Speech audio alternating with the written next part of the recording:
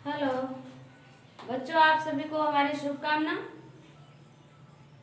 आइए हम लोग अभी कारक प्रकरण को देखते हैं।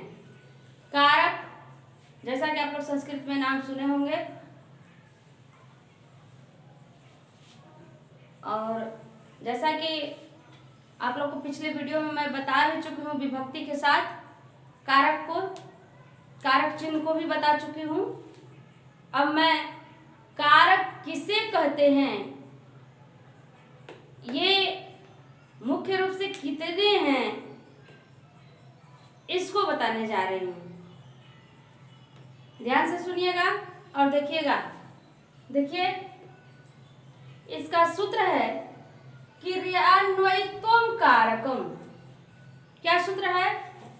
क्रियान्वयित्वम कारकम, अर्थात क्रिया के साथ जिसका प्रत्यक्ष बना होता है, सीधा संबंध होता है, उसे कारक कहते हैं। जैसे बालकः गच्छति। देखिए यहाँ पर गच्छति क्रिया है, गच्छति क्या है? क्रिया है, और इसका बालक के साथ सीधा संबंध है, कहीं भी कोई दिक्कत नहीं है। जा रहा है, कौन जा रहा है? बालक, यानी बालक जाता है, लड़का जाता है। क्या हुआ इसका हिंदी? लड़का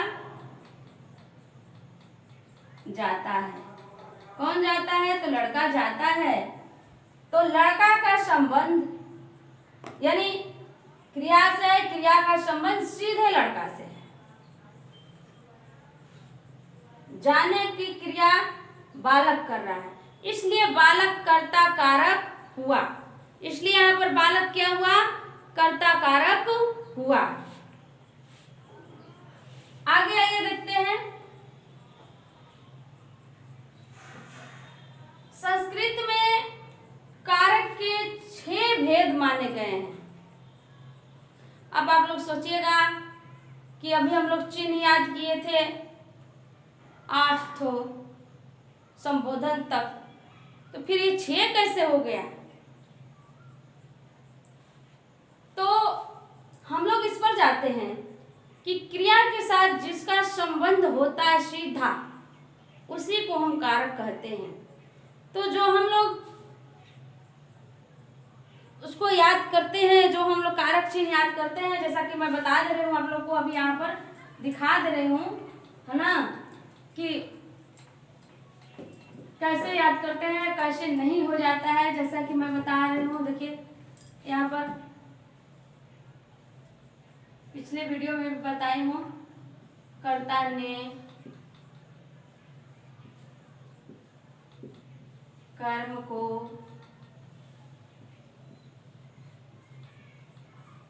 कारण से, द्वारा,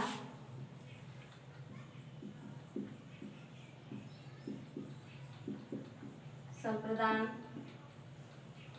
को के लिए,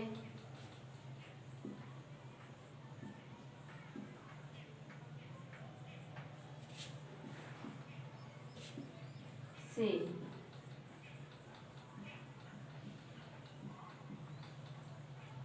जुदाई, यहाँ पर संबंध भी आता है, संबंध, काके की, रारेरी, और अधिकरण,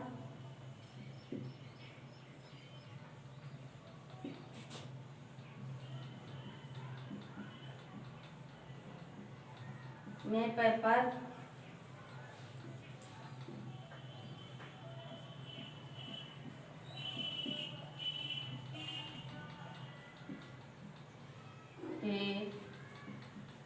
अहो, अजी, अरे। यहाँ पर प्रथमा, द्वितीया, समझने के लिए क्यों लिख रही हूँ, आगे मैं बता ही दी हूँ अगले वीडियो में।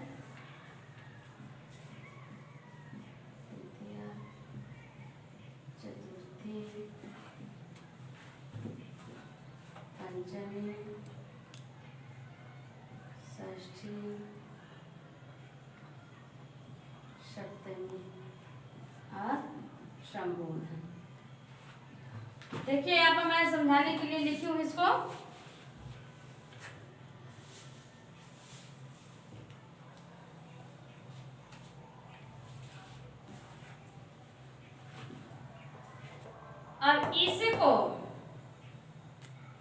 और इसको ध्यान दीजिए, इन दोनों को हम कारक नहीं मानते हैं, यानी संस्कृत में कारक नहीं माना जाता है। किसको? संबंध को और संबोधन को। देखिए यहाँ पे कह रहे हैं इन दोनों को संस्कृत में कारक नहीं माना जाता है क्योंकि इनका क्रिया के साथ सीधा संबंध नहीं होता है। तो इस तरह से जब हम इन दोनों को निकाल देंगे तो हमारा कारक 6 बचेगा। कर्ता, कर्म, करण, संप्रदान, अपादान और अधिकरण। यही 6 कारक। कभी भी कोई पूछता है, आप लोग को परीक्षा में ऑप्शन भी आता है कि कारक कितने हैं, तो देगा 6, 7 या 8 सब दे देगा। अब उसमें से कोई 7 लिखेगा, कोई 8 लिखेगा, क्योंकि इसके अनुसार गिन करके कोई 7, 8 लिख देगा। लेकिन नहीं, कारक 6 ही होता है। कारक को 6 ही लिखिएगा आप लोग। अब हम इसको समझाते हैं कि इनको कारक कैसे क्यों नहीं माना गया है, कैसे और क्यों नहीं माना गया है। आइए देखते हैं एक संबंध का उदाहरण लेकर के।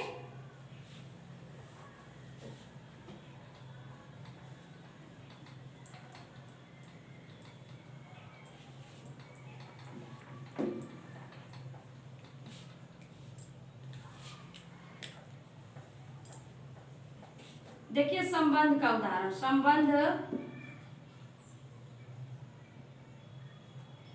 का उदाहरण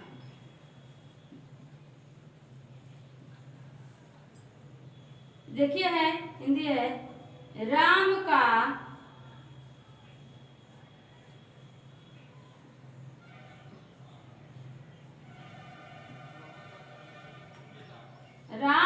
घोड़ा दौड़ता है। ध्यान दीजिए, राम का घोड़ा दौड़ता है। क्रिया क्या है यहाँ पर? दौड़ना, यानी दौड़ता है।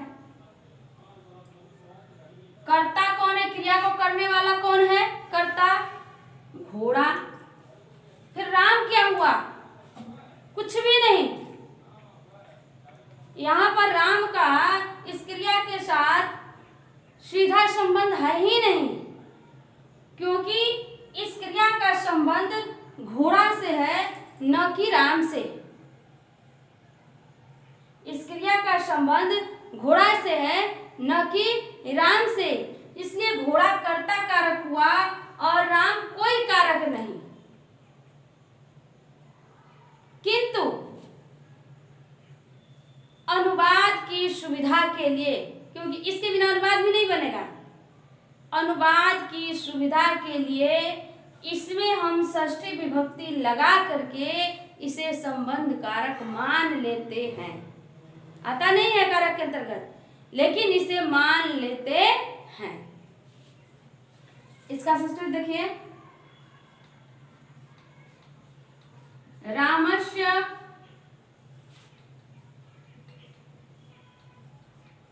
अश्वः धावति। देखिए, धावति क्रिया है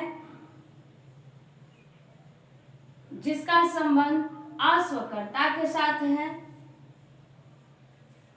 राम के साथ नहीं।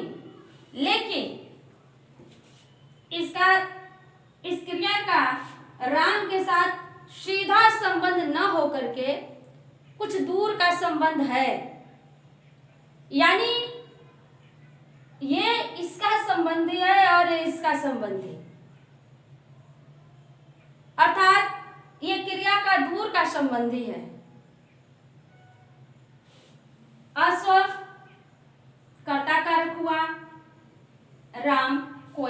नहीं हुआ, किंतु अब इसका संबंधी होने के कारण, चलो भाई दूर का ही संबंधी है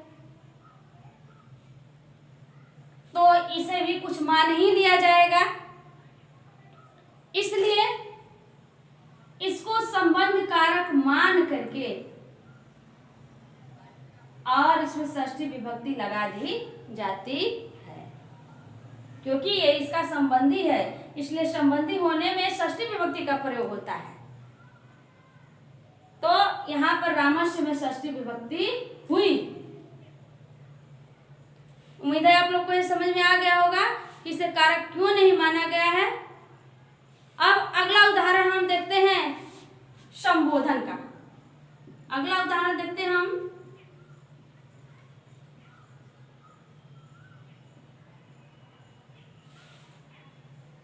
संबोधन का।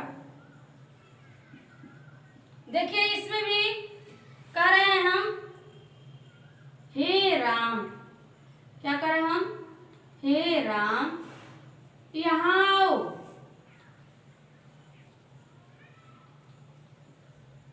ध्यान दीजिए, यहाँ भी ध्यान देने लायक बात है। हे राम, राम किस पुरुष का करता है, प्रथम पुरुष का। आओ यानी आज्ञा दिया जा रहा है, और किसको, यानी ऐसा लग रहा है कि हम जैसे कि उसको कह रहे हैं तुम, हे राम तुम यहाँ आओ। यहाँ पर तुम छिपा हुआ है, यहाँ पर क्या छिपा हुआ है, तुम छिपा हुआ है यानी साइलेंट है। हे राम तुम यहाँ आओ, यानी यहाँ पर राम श्रोता हो गया। यहाँ पर राम एक श्रोता के रूप में हो गया, यानी तुम यहाँ पर राम अलग हट गया, यहाँ पर प्रधानता तुम की हो गई। राम अलग हट गया, देखिए यहाँ पर प्रधानता तुम की हो गई और क्रिया हमारा तुम के अनुसार, क्रिया जो है तुम के अनुसार हो गई। यानी कैसे हम इसको बनाएंगे, हे राम, क्या लिखेंगे, हे राम अत्र आगच्छ।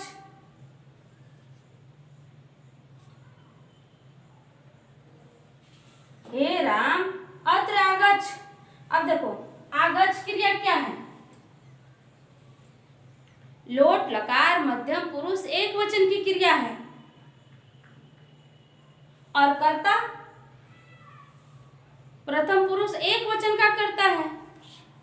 यानी इस क्रिया का इसके साथ सीधा संबंध नहीं है। इस क्रिया का इसके साथ सीधा संबंध नहीं है, इसलिए संबोधन को भी हम कारक नहीं मानते हैं। जब तक क्रिया का सीधा संबंध नहीं होगा तब तक हम उसे कारक नहीं मानेंगे। यहाँ संबोधन में भी हम देख रहे हैं कि क्रिया का सीधा संबंध राम के साथ नहीं है,